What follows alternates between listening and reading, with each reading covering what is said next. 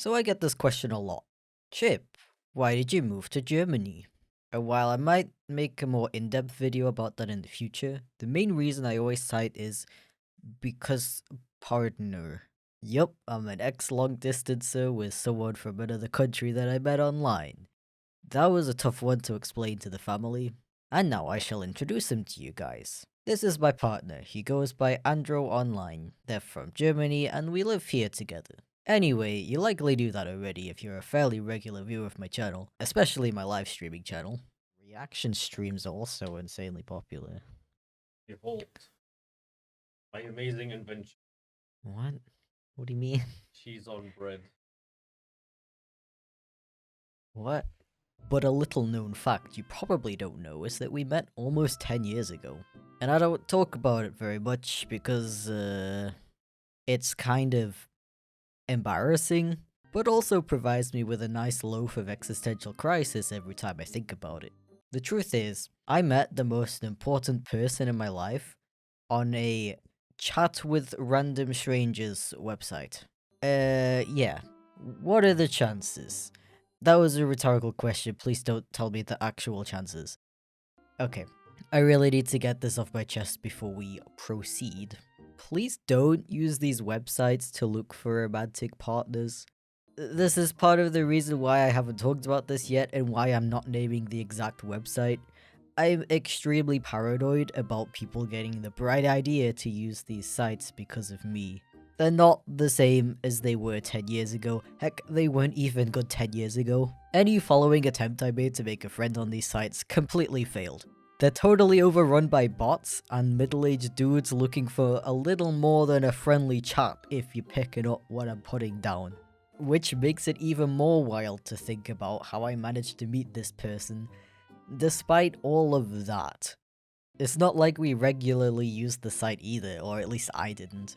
And just to be clear, this was through the text chat only. Chat with strangers websites are even more of a minefield with webcams. Just please be careful. Anyway, nowadays, there's way more safe and effective ways to find friends online. You got Discord, and I feel like social media in general has become way better for finding people with the same interests as you, which is very cool and nice. So the other reason I don't talk about this much is the fact that we were literal teenagers. It is incredibly rare for teenage relationships to last more than a couple months, and it makes sense why.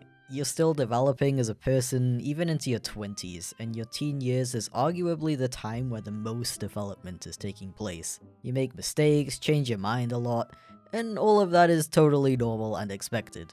On top of that, I think a lot of people tend to rush into relationships around this time due to peer pressure, and I guess some people still have this idea that you need to be married and have 1.5 kids by the time you hit 20.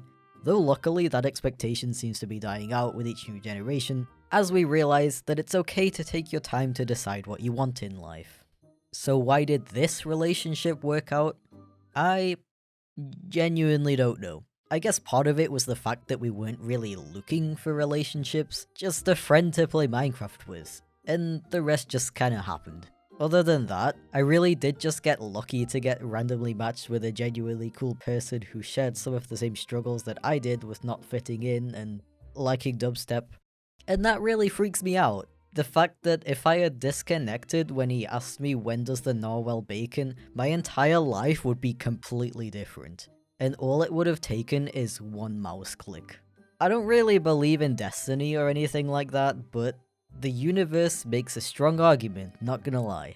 So, after chatting for maybe like an hour, and both deciding that the person on the other end was pretty cool and not a creep, we added each other on Skype where we continued to chat like every day. And eventually he added me to a voice chat with his other friends where I was like, "Aw, what a cute accent." Followed by many nights hanging out in extraordinarily long Skype calls. We barely even played Minecraft, because we spent most of our time just chatting. And as a fairly quiet person, when I talk a lot, especially about myself, that's how you know I feel very comfortable around you. It honestly didn't take that long to realize I had feelings for him. But there was kinda too many questions surrounding the whole thing, like how would the relationship work exactly? do they even want to be in a long distance relationship? Not to mention if they even like me back. Honestly, the friendship was the most important thing to me in this situation, so I decided to keep my mouth shut. Luckily, I didn't have to worry about all that because he asked me out. And so, everything continued pretty much as normal. I don't know, it was still kinda just like having a best friend, except with a different label, and sometimes drawing cute art of our OCs together. Although, I know some of you guys do that even with your platonic friends. Both of us just kinda knew in the back of our minds that long-distance relationships don't usually last, and that there was a chance this wouldn't work out for us. And that was okay.